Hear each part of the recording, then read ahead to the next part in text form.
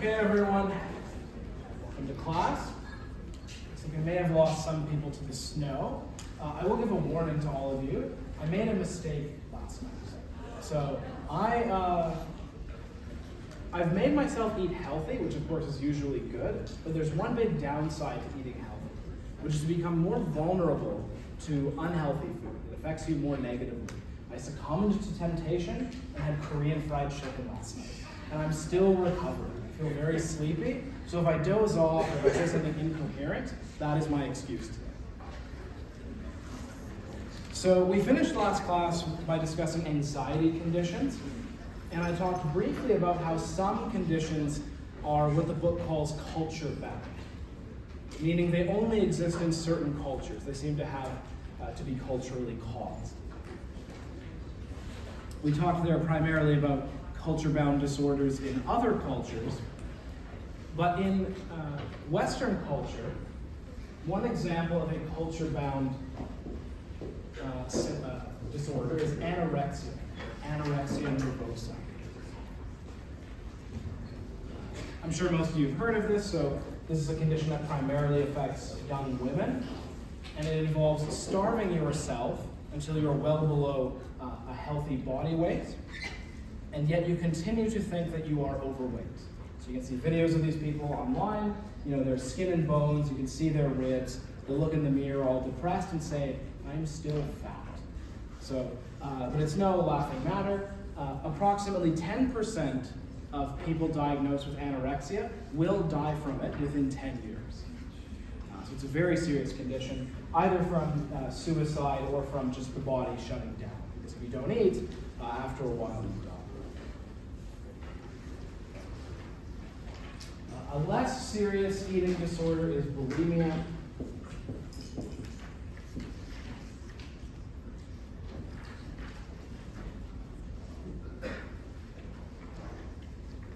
Which involves not starving yourself, but eating a lot and then throwing it all up. Sometimes they use other methods for getting rid of it, but the primary one is throwing it all up. I just realized there's a clip I could have shown for this, which is a clip from Seinfeld. I love showing Seinfeld clips. George suspects that his girlfriend has this because every time they go to dinner, she goes to the washroom, and one time he hears a heaving noise from the washroom, and he thinks, oh, she's just eating these big meals with me and then throwing them all up. She's complaining to his friends, talking about how terrible this is. And someone says, what, so are you concerned? And he says, Elaine, of course I'm concerned. I'm paying for those meals. So not exactly the right kind of concern. But anyway, so those are those two. And as I mentioned, these do have they do seem to be caused by culture. So as you all probably know, different cultures value skinniness to different degrees. I once had a coworker from Nigeria, and I had heard that in some African cultures, men prefer larger women. And so I asked him if that was true, and he said, I won't imitate the accent, but he said, of course, David, quote, the bigger, the better. So this does seem to have a cultural component, because in cultures like that, you tend not to see anorexia. So I don't have too much more to add to that. I'll move on to mood disorders, which the book has a longer discussion of. So mood disorders have to do with emotional problems, like low mood, and these are highly comorbid with anxiety conditions. The term comorbid means you have more than one disorder at the same time. So the noun would be comorbidity. So most people, I think it's around 50% of people with a mood disorder will also have some kind of anxiety disorder.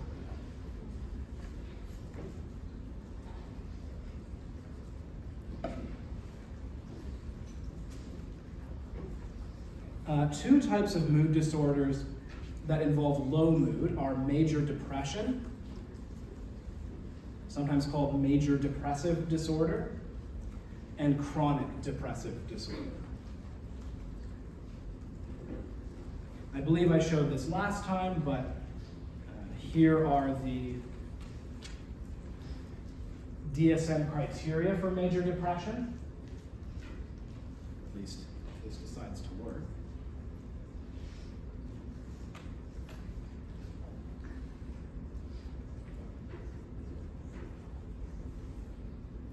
So there are 8 symptoms listed, and you have to have at least 5 for at least 2 weeks. And one of those 5 has to be the first 2. So there's a number of bodily symptoms. So you need to have, one of them is sleep problems.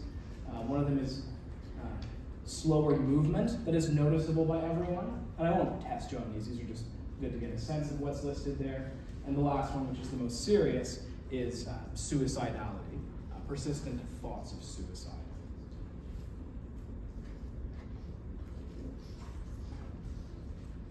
The book says that there is some variation in how common this is between countries. In the United States, it's around 16% of people will have this at some point in their life. In Canada, it's more like 10%. Now, this is not the class to get political, but there is some evidence that this has to do with the degree of inequality in different countries. There's a really interesting book called The Spirit Level,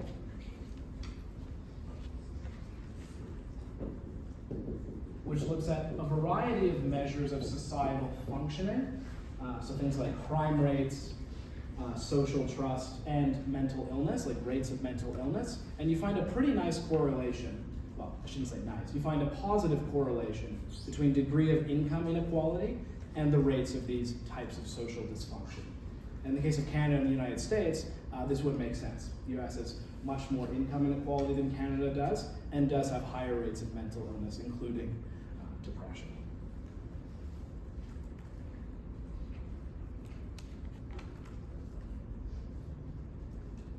So that's major depression and chronic depression. Oh, I guess I should say, for chronic depression, the depression is typically less intense, but more long-lasting. So major depression only has to be 2 weeks. Chronic depression has to be considerably longer. Another term for major depression is unipolar depression. So uni meaning one, polar meaning one extreme. And this is to contrast it with bipolar disorder, where there are 2 extremes that you can be in. Depression, which is the same as the type of depression in major depression, and the other is mania. So the noun is mania, the adjective would be manic. Someone who has mania you would describe as being manic. Some people think that bipolar means your mood changes randomly during the day, but that's not what it refers to.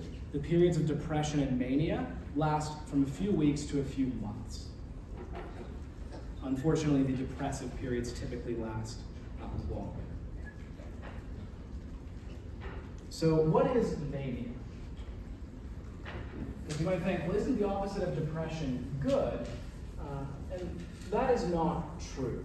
We have the ability to be sad and anxious for a reason. It keeps us from doing foolish things. When you are manic, you feel no such inhibitions. So people who are manic get like 3 hours of sleep per night, they talk really fast and incoherently, they will spend enormous amounts of money on foolish things, they will cheat on their spouse impulsively, they'll do whatever crazy thing comes to their mind, and they feel no inhibition from doing so. Concrete example, how many of you know what a marina is? So, I didn't either until I was talking with a professor of mine. It's a set of docks, like a beachfront property with a set of docks that you can put boats or store boats in. My professor used to work in a psychiatric hospital. Someone was hospitalized during a manic phase. He had spent his life savings on a marina, but he had no boats. So not a good use of money. So that would be an example of the kind of decision you might be inclined to make when you're manic.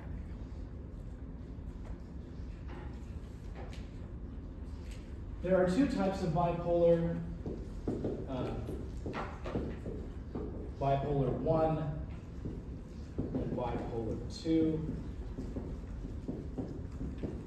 bipolar 1 is like classic bipolar, and bipolar 2 is like diet bipolar. So bipolar 1 includes mania, or manic periods, and bipolar 2 includes hypo. So not quite full. Maybe you don't spend all your life savings on Marina, but still pretty uninhibited and high energy.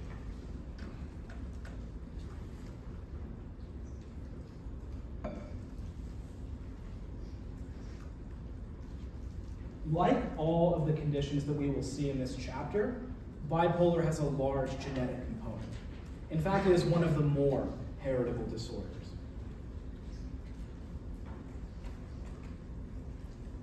So as we've said before, you do this by doing twin studies, adoption studies, and methods like that. And here's the estimate you get. So the range from 0 to 90 is percentage of the variation in the disorder that's accounted for by genes.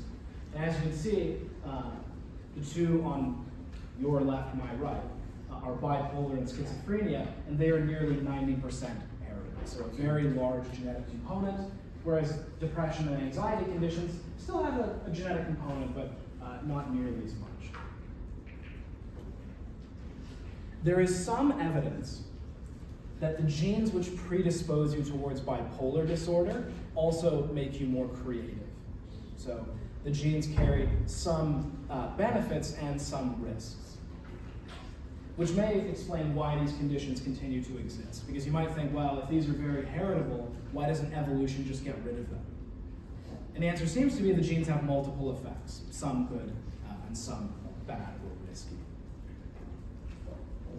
As I'll say later, there's something similar that's true for schizophrenia.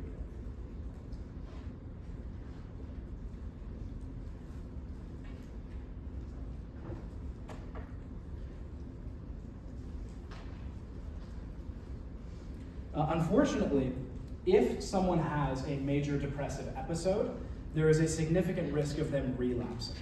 According to the book, around 50% of people who have a major depressive episode will relapse at some point in their life and have another period of major depression. Around 40% will not, and the remaining 10%, it's not that they recover and relapse, they just never recover. They have what I referred to earlier as chronic depressive disorder. I'll mention in chapter 17, when we talk about antidepressants, there is some evidence that taking antidepressants can increase your risk of relapse, in part due to the withdrawal effects of the drugs if you go off them. But I'll say more about that in chapter 17.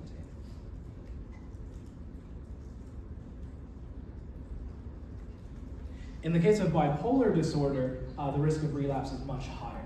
If you have a full-blown manic phase, so bipolar 1, your chances of having another one at some point in your life are around 90%.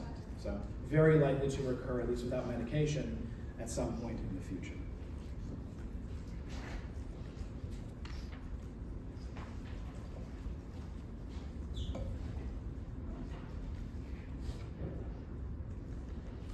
So what causes depression? What causes these conditions?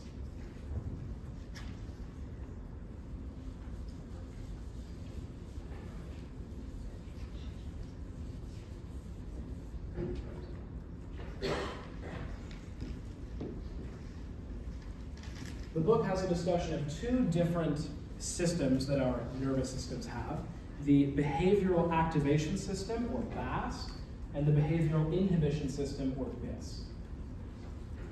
These systems are oriented in different ways.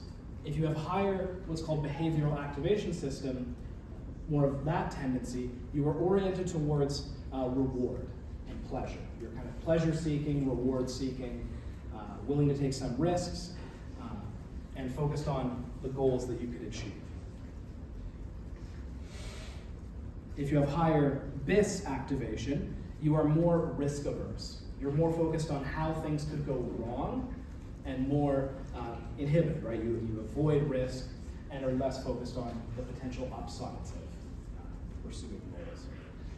Unsurprisingly, higher BIS activation and lower BAS activation, higher BIS, lower BAS is associated with depression, which makes sense. There's been a lot of work, a lot of people have argued that low serotonin causes depression. Serotonin is one of the neurotransmitters. And the reason people assumed this for a long time is antidepressants. So you don't have to worry right now about the details, but the most commonly used antidepressants are SSRIs. How many of you have heard of SSRIs? So they, through an indirect mechanism, increase serotonin transmission. They increase how much serotonin is sent across the synapses. And they do improve people's depressive symptoms. Not that much, as we'll see, but they do have a measurable beneficial effect on depression.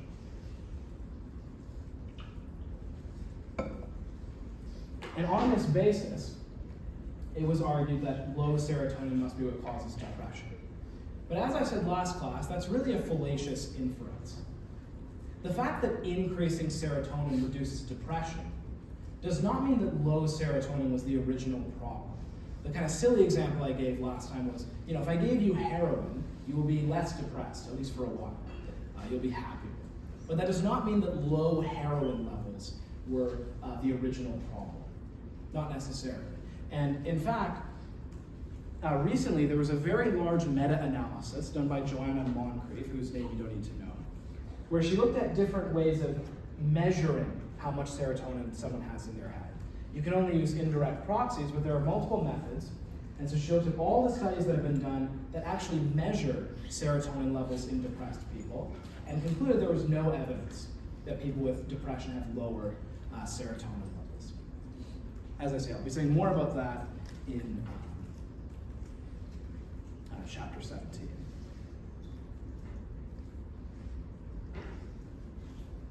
A different way of looking at a possible neural basis is to look at how people's brains react to positive things, like happy images or happy videos. And there is some decent evidence that there is less activity in pleasure-associated regions of the brain, like the nucleus accumbens. So the book mentions one study that says that. So there may be something wherein the brain is less oriented towards experiencing positive emotion.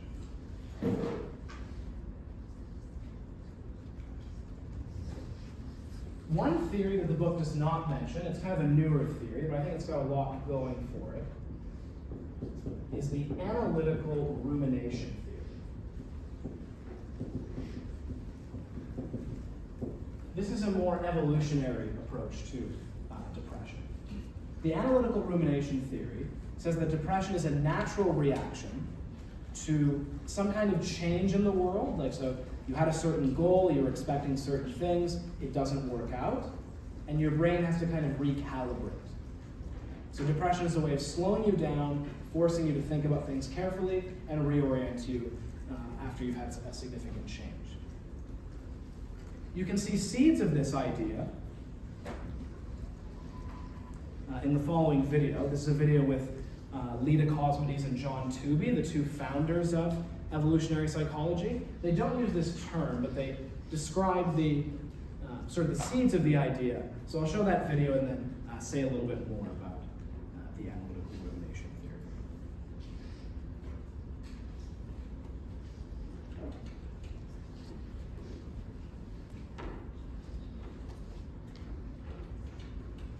Okay, so apologies if they talked a little bit fast, but I want to say a few things about what they said.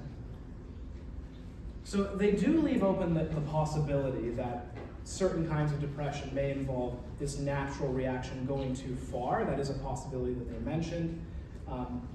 John Tooby at one point says, we don't have evidence on this yet, but it could be that taking certain kinds of antidepressant drugs interfere with your ability to go through the natural reaction. And now there actually is some evidence of that. There is evidence that taking certain kinds of antidepressants can increase your risk of relapse after using them. So some lines of evidence that are consistent with this idea. One other thing I'll mention, now this is not evidence that would prove that the theory is right, but it's just interesting to note. They did a study where they randomly assigned depressed people to two conditions. In one condition, they were told, your depression is a result of a chemical imbalance in the brain having to do with neurotransmitters. In the other condition, they were told this is a natural reaction that allows you to process things that have happened, and the second group had much better outcomes in that study. Now, that doesn't prove that the theory is right, but it does show that framing depression in that way may be helpful.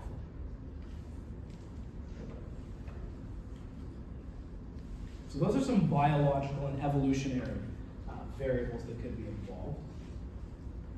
Any questions before I erase the stuff on the board? Yes? For the heritability of bipolar, when you say like 90%, does it mean like you're at risk of developing it, or does it mean that you're 90% likely to develop it? Yeah, I forget. So when it comes to the heritability of traits, not disorders, there's an equation you use to get the heritability number, which is the correlation for monozygotic twins minus the correlation for dizygotic twins, and then all of that multiplied by 2. I forget the number used for, or the equation used for this, but you take the degree, it's not risk for it. The 90% number comes with how similar identical twins are minus how similar dizygotic twins are. But it's a different equation, I forget how it works, but you won't need to know that level of detail for the test. Other questions about this?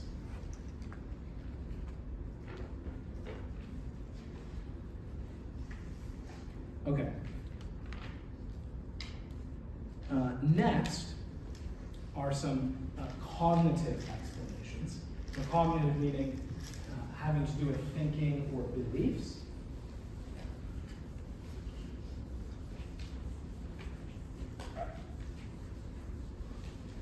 The major work here is done by Aaron Beck, who we'll see in chapter 17.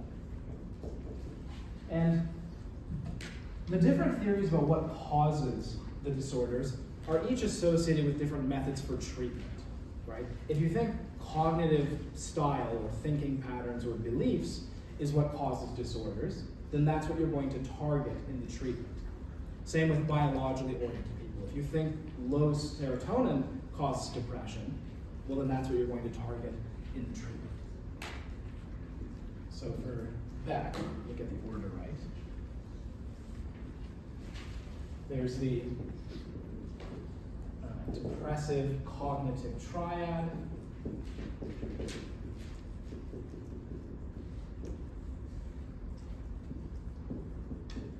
And the depressive attributional pattern.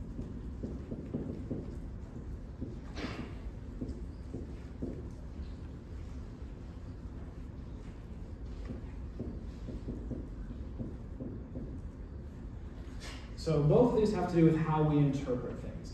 The depressive cognitive triad, this could be a little bit of physics envy. I think I mentioned that psychologists sometimes use big words for simple ideas. This means there are 3 major things we think about, and depressed people tend to think about them in a negative way. Those things are yourself, your world, and your future. So in short, you think, I suck, my world sucks, and my future will continue to suck. Put it crassly. The depressive attributional pattern, in a way, is the opposite of the self-serving bias. So remember that the self-serving bias back in social psychology meant that you tend to explain your successes in terms of your traits and your failures in terms of the environment. So when I succeed, it's because I'm awesome. When I fail, it's because, the situation was unfair. So then it always makes me look good. The depressed people tend to do something like the opposite. When something bad happens, I blame it entirely on myself, and I say that it is reflective of a permanent part of me.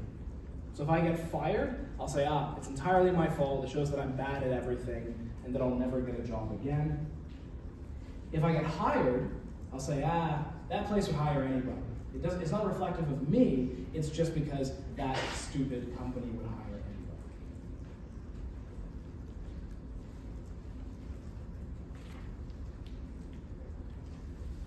And then the last cognitive variable, although it's not associated with Beck, is learned helplessness.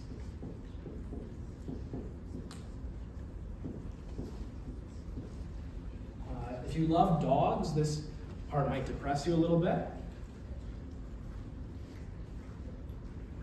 Okay. So they did this really savage experiment with dogs.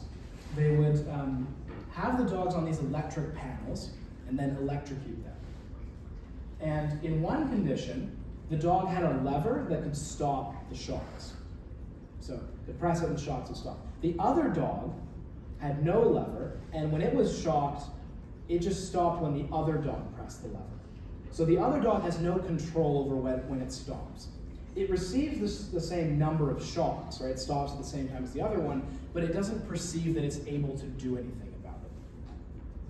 And then later, you put both groups of dogs in this other condition where there is a way to get out. I think there's like something you have to jump over or something to get away from the shocks. Some possibility like that. The dogs in the second condition just sit and take it. They don't bother trying to find an escape route, they just accept their fate. And there's similar studies on, not with electrocution, but with humans, finding that traumatic events that you were unable to do anything about can lead to this cognitive style, where when something bad happens, you think, there's nothing I can do about it, I should just accept it. And this can be associated with depression.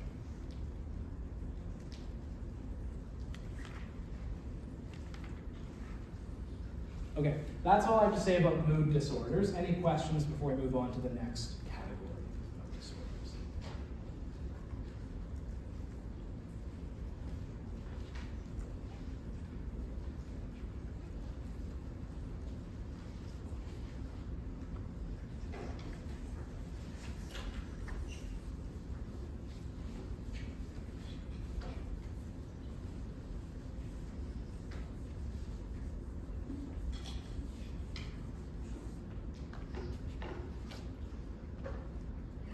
Okay, the next is somatic symptom disorders. Somatic or soma means body or bodily. These are psychological conditions that present themselves as bodily conditions. So the problem's not in your body, it's in your head, but you experience it as a bodily condition. So the way you usually find out someone has this is they come to the hospital and they say, I'm blind, I can't see anything. You check their eyes are fine. Optic nerve, fine. Occipital cortex, all fine. So there's nothing physically wrong with the things you normally look at, but they insist that they're blind. Now, obviously there will be some kind of physical cause, right? Because thoughts are ultimately in the brain somewhere, but there's nothing straightforwardly detectably physically wrong with them. It has to do with the way they're interpreting what's happening. So 3 types you need to know. Illness anxiety, which used to be called hypochondriasis. So how many of you have heard the term hypochondriac? So this is someone who always thinks they're sick. Now we just call it illness anxiety. So they go to the doctor's office all the time and report various symptoms, but nothing's ever wrong with them. It's just in their head. Pain disorder, pretty straightforward. People think they're in physical pain, even in the absence of a physical cause.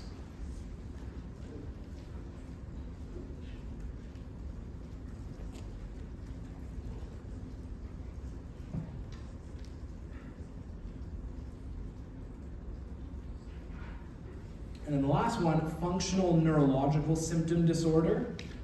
Used to be called conversion disorder. I kind of like that one better. But this is when you experience something especially extreme, typically blindness or paralysis, or loss of physical sensation. So you think that you're numb, blind, or paralyzed. Again, without any clear physical cause. Okay, I don't have too much to add to that. You should just know what those conditions are. Should be pretty straightforward, but any questions? Yes? Can you repeat them once again? Yeah, sure. So illness anxiety, so you constantly think you're sick, upset stomach, whatever, but there's no cause. Pain disorder, you constantly think you're in pain in the absence of some kind of injury. And functional neurological symptom disorder, which is one that's more extreme. Typically blindness, paralysis, or loss of Yes. Is there any difference between pain disorder and pathological pain? And pathological pain? Yeah. I don't know what pathological pain is. So. It won't be on the test. Oh, yeah. Does Munchausen syndrome fit anywhere in this? Yes, so Munchausen syndrome, and the most commonly discussed type is Munchausen by proxy. So this is when a mother will make her child sick in order to gain sympathy. Yes, this is listed under the same umbrella. You don't need to know that one, but yeah, good question. You'll learn about that if you take abnormal psychology.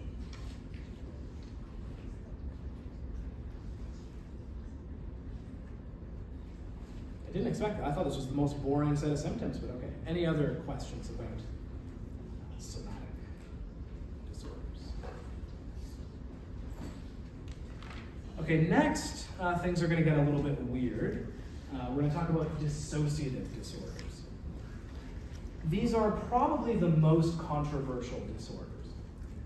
For some of the disorders that we'll talk about, there is controversy about whether the disorders are overdiagnosed. So for example, for ADHD, not many people would argue that ADHD doesn't exist at all, but some would argue that it's overdiagnosed, that too many people are given a diagnosis of ADHD. When it comes to dissociative disorders, there is legitimate debate about whether they exist at all. Or, as we'll see, whether some cases are caused by therapy. There's some people who have argued that. So these are probably the most controversial. The first one is similar to a Freudian idea, which is dissociative amnesia. This is similar to Freud's idea of repression. So amnesia means memory loss, but dissociative amnesia means memory loss in the absence of a brain injury. So you dissociate from, split yourself from certain traumatic memories in order to avoid the pain that they cause.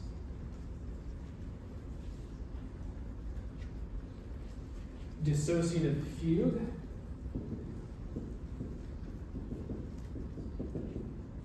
This one's pretty extreme and again somewhat controversial. There are cases like this where people move away from home, claim to forget who they are, forget their name and their family, start a new life somewhere else, and again at least report that they have no memory of who they were before. Difficult to know whether to take them at their word, but that's what dissociative fugue at least presents as. And then the most controversial one, dissociative identity disorder. Do any of you know what this one is?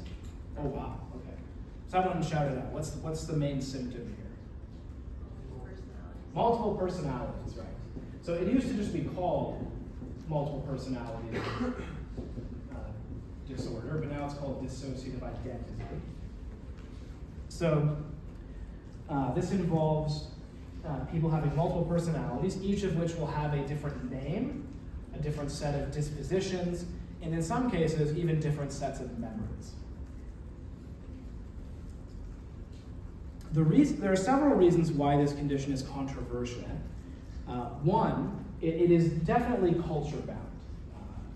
It does not seem to exist outside of modern-type societies, and within, say, Western societies, its prevalence increased very dramatically after a number of books and movies about it, which, if it's a real disorder, that shouldn't really happen. So before certain books, it was almost unheard of. Additionally, there are documented cases of fraud, of people straightforwardly making it up. One famous and tragic case, someone named Ken Bianchi, who was a serial killer in the United States. So he was arrested, and psychologists started asking him questions, and while under hypnosis, he pretended to have another personality emerge, who confessed to all the murders. So his name was Ken, and then I forget what the other personality's name was, like John or something. So, oh, I'm John. I killed all those people, whatever. And it may sound funny, but he convinced 3 psychologists that it was real. So he almost got off on an insanity defense. But then one psychologist suspected that this was all bullshit. And so what he did was, he was having a discussion with him, and he just subtly said, just as an off-the-hand kind of comment, you know, most people with multiple personality have more than 2 personalities.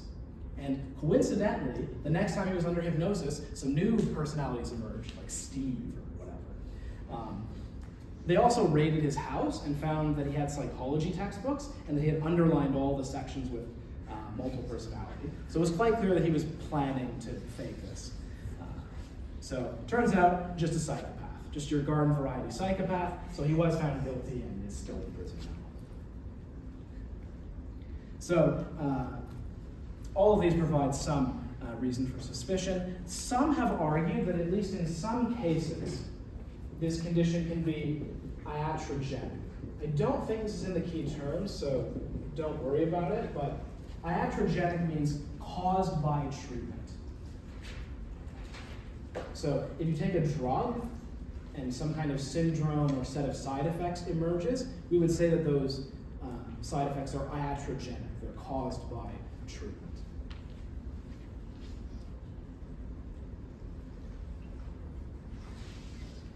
In the case of DID, it's argued that in some cases, people come into therapy and they are genuinely disturbed. They have issues that they need help with. But the therapist will ask leading questions. Like, do you ever feel like you're a different kind of person? Or do you ever feel like a split inside yourself? And the person can come to present as having these symptoms. So that's one possibility. A possibility that's more, I guess, favorable to the condition being real is trauma dissociation theory, which says that this condition emerges as a coping mechanism. So you have trauma early in life, and you develop this as a way of coping. You know, one personality carries the bad memories, and the other is therefore able to function.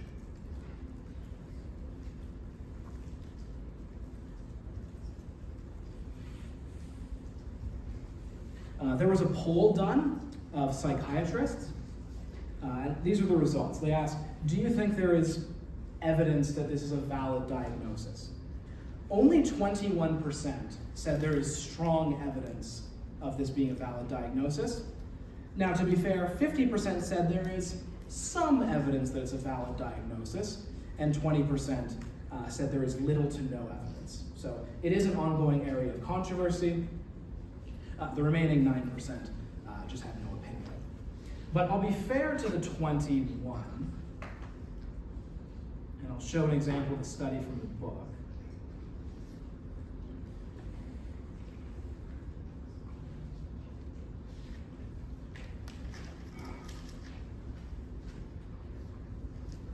So one thing they did was they got a bunch of people with this condition into the lab and hooked up their brains to EEG, and they measured their evoked potentials in response to visual stimuli, in this case, light of varying intensities.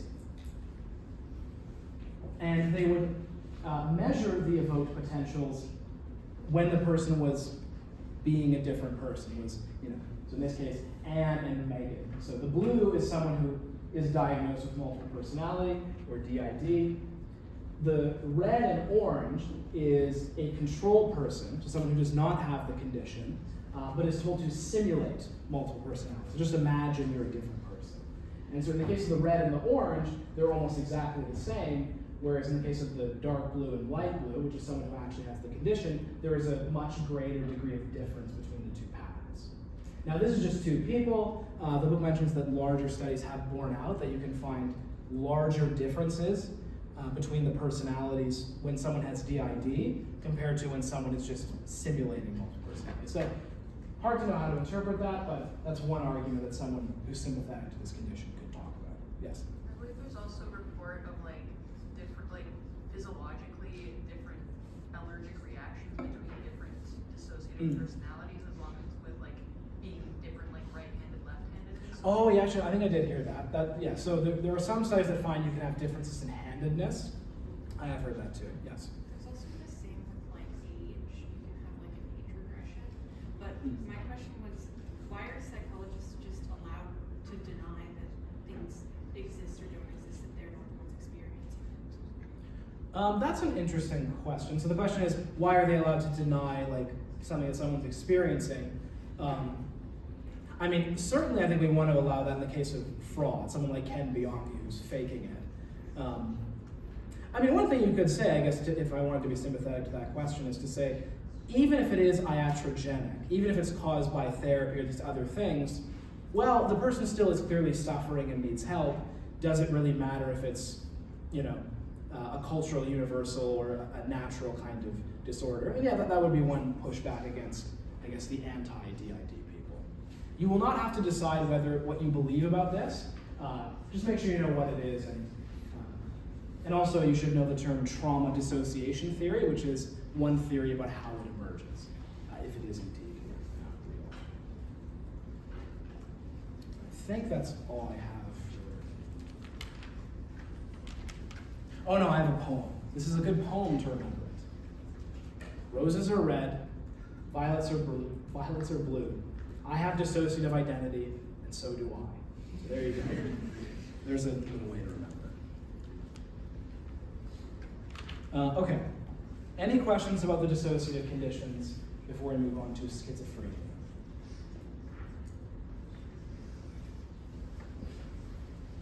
Okay, so my textbook that I used when I was taking this class 10 years ago, it said that schizophrenia is the cancer of psychological disorders. And I think that's a fair summary. This is a very debilitating condition. As I said last class, schizophrenia is not multiple personality. That's DID. Schizophrenia involves a split from reality.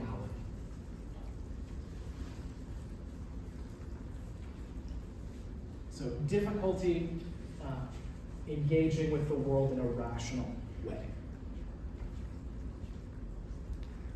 There are two umbrellas of symptoms that schizophrenics have. Positive symptoms and negative symptoms. And as in 104, positive and negative do not mean good and bad. Positive means something new is added. Negative means something is taken away. Some type of functioning that used to be there is no longer there.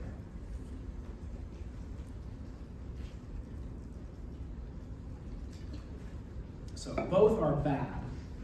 They are just bad in different ways.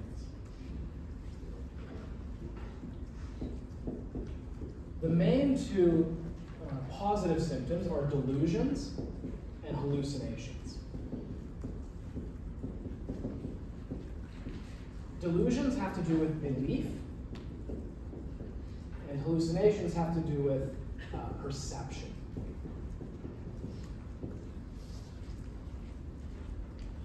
Delusions are fixed, false beliefs that are not responsive to evidence.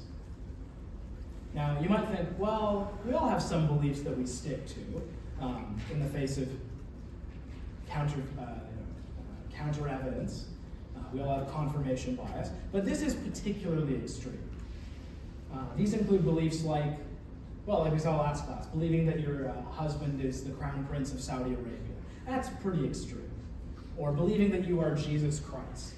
Or believing that there are aliens coming to get you. Things like that. And the examples I've given fall under, there are two very common types of delusions. Delusions of grandeur, where you think you're really amazing in some way, like you have superpowers, or you're some kind of religious being, like you're Jesus or God or something. And delusions of persecution, where you think everyone's out to get you. The government's coming to get you, the aliens are coming to get you, your friends are conspiring against you, or what have you. In the case of delusions of grandeur, there was a psychiatric hospital in the United States that had 3 schizophrenics who all believed they were Jesus. And as a attempt at an intervention, they actually got the three Jesuses into a room and had them argue with each other. They thought maybe they'll see that this can't be real.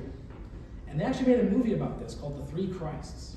So I doubt it's very good. I haven't seen it, but they did make a movie about it. So as I say, delusions have to do with beliefs, but hallucinations are false perceptions. So seeing and hearing things that are not really there. The most common is hearing voices.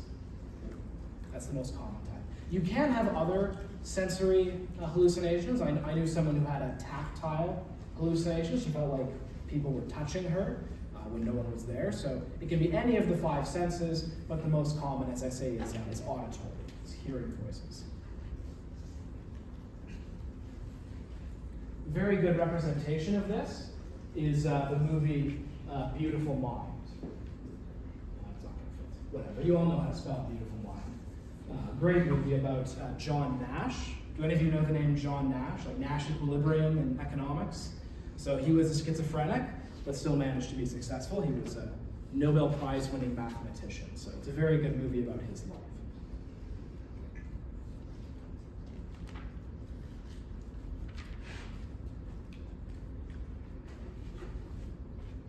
Two other positive symptoms are inappropriate affect and word salad. There are various things that fall under the umbrella of word salad, but I think that's good enough for an intro course. But inappropriate affect means showing emotions that are not appropriate to the situation. So affect just means emotion in psychology. So you're at a funeral and you're laughing hysterically, or you're at a party sobbing for no particular reason. So the emotions are not in touch with what's actually happening. And then word salad is what it sounds like when they talk. It's like they put a bunch of words into a salad and mix them up together. There's no logical cohesion. As an example of that, I have some footage of people with schizophrenia, and you will see that it's very hard for them to string logical thoughts together.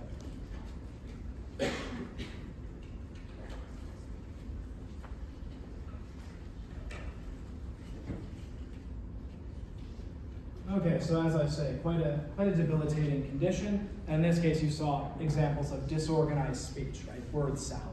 You know, they go from talking about kryptonite being inside of them to eating raw eggs to the painting has a headache, all these other things, without a clear logical connection. They know what they're trying to get across, but Sorry? they know what they're trying to get across, like what they're saying, but do they know that it doesn't necessarily come out like in a way that? Yeah, I mean, that's a tough thing. It's not, I think, always clear that they do know what they're trying to get across. It could be reflective of actually disorganized thought. But yes. Is word salad like episodic or is it chronic, like longevity, like always just? So that's a good question. Schizophrenia is a very heterogeneous diagnosis. In the future, they may break it down into separate diagnoses. Some schizophrenics don't have word salad at all. So it's like depression in that there's a list of symptoms and you need a certain number of them. And some of them have to be from certain categories, but so it could be both. It could be temporary, could be chronic. It really will depend on the specific case. So those are the positive symptoms that you need to know. Any questions about that?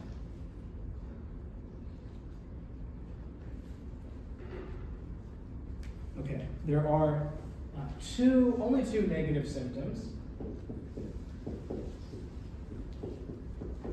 Flat affect and catatonia.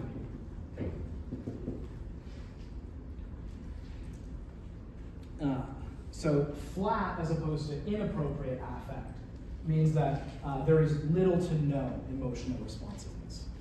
So not depressed or happy, just emotionally numb. The absence of emotional reactions. Catatonia is the absence of behavior or behavioral responsiveness. In some extreme cases, they will stand or sit completely motionless for very long periods of time. To the point where you can they can be standing staring off in space, and you can move their arm, and their arm will stay there. They're like a wax statue that you can bend around and move around. This is sometimes called waxy flexibility because they're like a wax statue that's completely unresponsive to the world.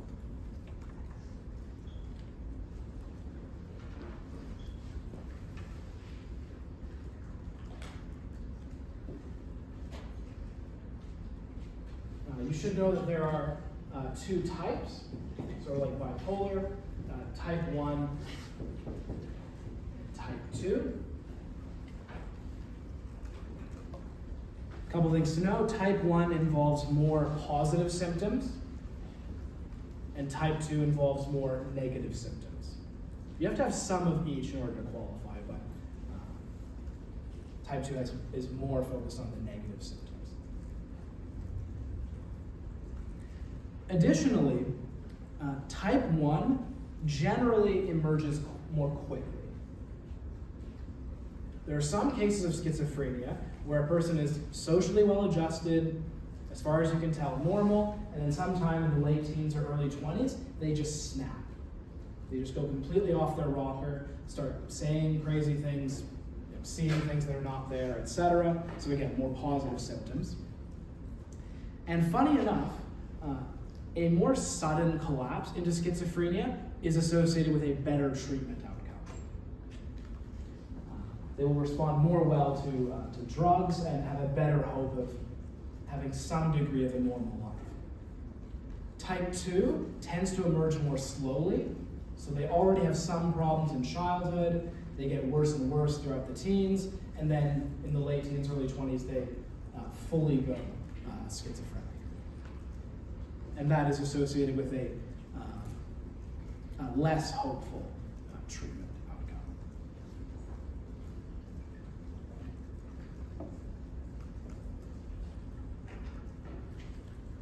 So as I said earlier, like bipolar, this is very heritable, has a very large genetic component. The way it works out is, in the general population, the rate of schizophrenia is around 1%. But if your identical twin has schizophrenia, the rate shoots up to around 50%. So, very significant genetic component. Like bipolar, the genes which predispose you towards getting schizophrenia also predispose you towards more creativity.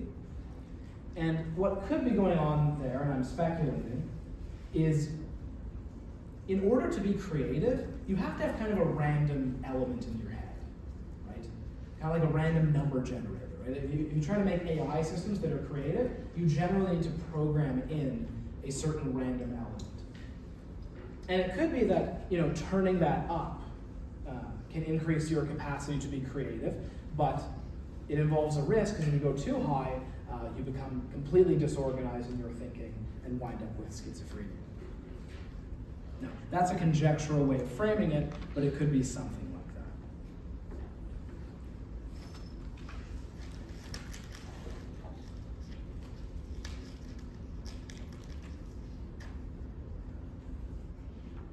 One specific biological thing that's been studied is ventricle size.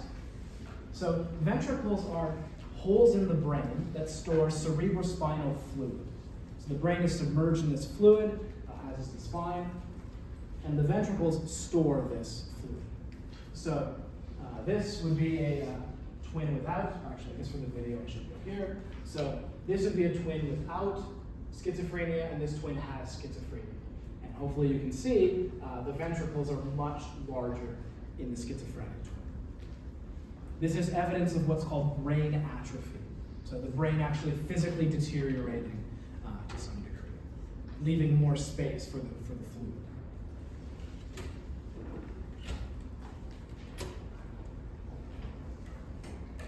There is also evidence that neurotransmitters are involved, specifically dopamine. Now, unlike depression, where the argument was that low dopamine causes depression, here the argument is that high dopamine, too much dopamine, causes depression. And because of this, you probably can guess, drugs that improve symptoms, especially positive symptoms in schizophrenia, do so by reducing dopamine transmission. Now they come with a risky side effect profile, but we'll be looking at that in chapter 17.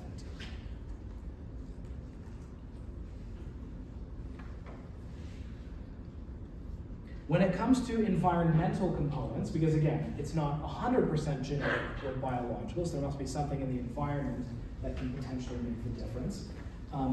There is little to no evidence that family variables are involved. So if you look at adoptive siblings, so siblings who are adopted into the same family, but don't share any genes with their parents, they are, if one of them has schizophrenia, the other is no more likely to have schizophrenia. So it doesn't seem to be the case that being raised in the same family has much of an effect. The book mentions one study that finds that family dynamics may contribute to the likelihood of relapse, but I would have serious problems with that study because it does not involve adopted children, it involves biological children. And any study where you find a correlation between biological parents and biological children, that's not evidence of an environmental component, right? Because it could be due to the parents passing on genes to the kids, or it can be due to them, the way they raise the kids. But you have no way of knowing unless the study is redone with adoptive children who don't share genes with the parents.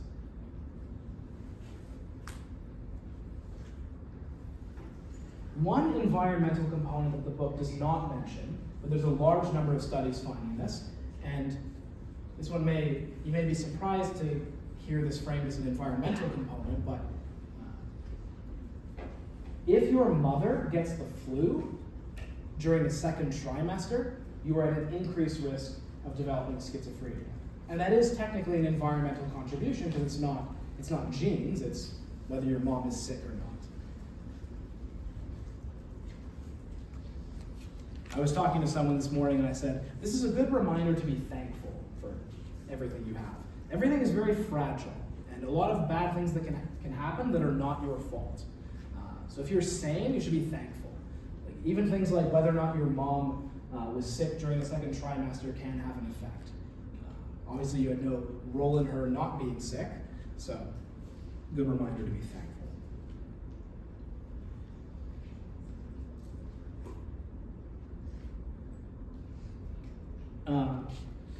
The book also mentions that there is a correlation between schizophrenia and being low socioeconomic status.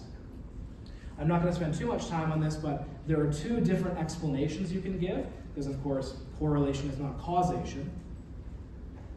One explanation is the social causation hypothesis, which conjectures that being low SES, or growing up low SES, or socioeconomic status, increases your risk of developing schizophrenia, because you're exposed to more contaminants in the environment and other possible risk factors.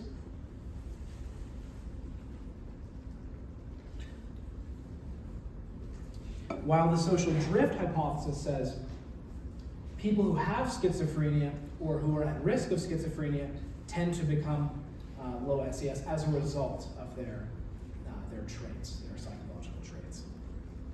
It is harder to keep a job when you have schizophrenia or at risk for it. So those are two different explanations. And then one final point that the section makes is, unlike dissociative identity disorder, this disorder is universal. It exists in every culture and at pretty similar rates, typically around 1%, give or take a little bit, but it is a universal, so it's not a culture-bound syndrome. Okay, that's all I have to say about schizophrenia. Any questions? Yes? Good, so social causation, meaning low SES causes schizophrenia, and social drift, meaning schizophrenia or being at risk for schizophrenia causes low SES. Can it be that if we take medicines and drugs that increase dopamine, over time we might be more at risk to developing schizophrenia? Yes, there are various addictive drugs that there's some evidence. So any addictive drug will act on the dopamine system. So, because in order for something to be addictive, it has to result in dopamine coming from the nucleus accumbens. And I know in the case of marijuana or cannabis, there is evidence that taking it can increase your risk of schizophrenia, especially if you already have a genetic risk. I know less about the other ones, but yes, there is some evidence for that. Other questions?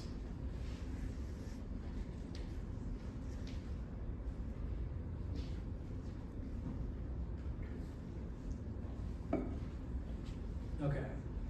Next is personality disorders.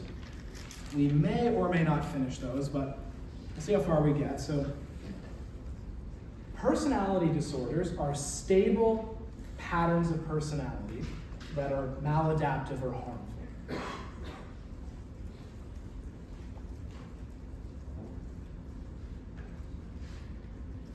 So, I don't believe all of these are listed in the key terms, but I'll go through them just as a point of interest. The ones that you should be most prepared for are antisocial and borderline. The book spends the most time on those, and they are the ones that have been studied the most, particularly antisocial.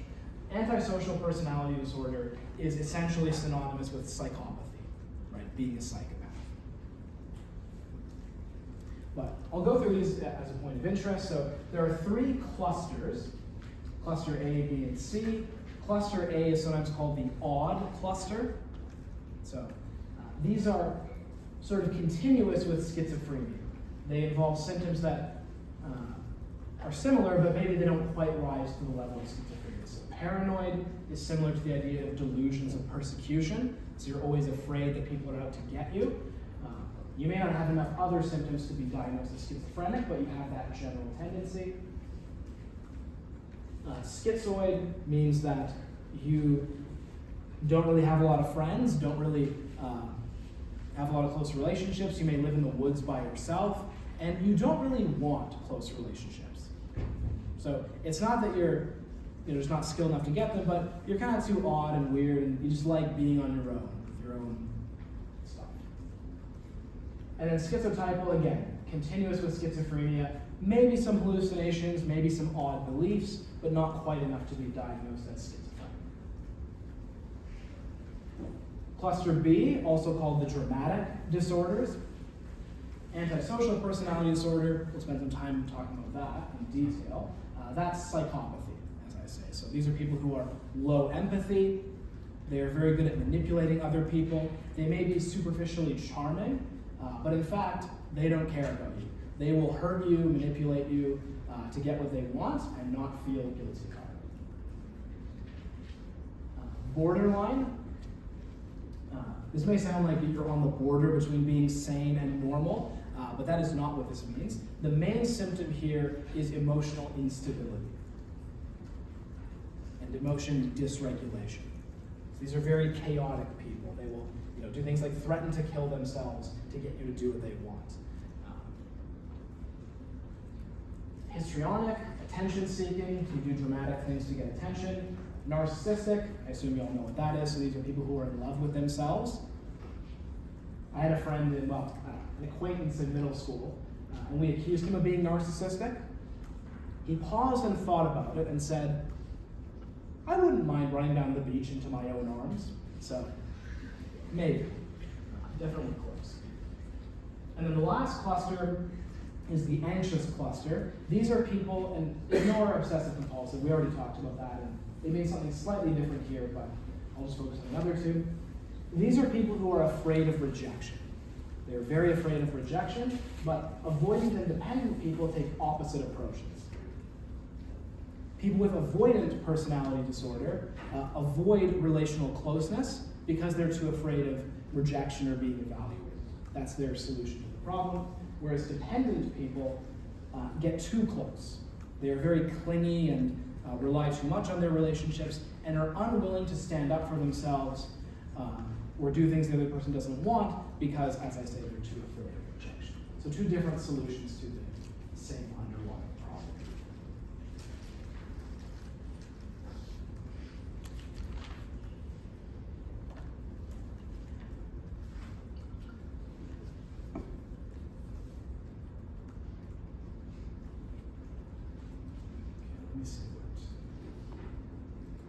Okay, so as I say, there's a long discussion of borderline and antisocial. So antisocial personality or psychopathy, this is what your classic, typical American serial killer will have. Now, most psychopaths are not serial killers, but they're a good kind of paradigm case. So since we don't have too much time, we'll close with a video of various clips and interviews of Ted Bundy, who's kind of like if you want to keep an image in your head of someone who's a psychopath, he's a classic example. So we'll watch that, and that'll probably more or less close us up.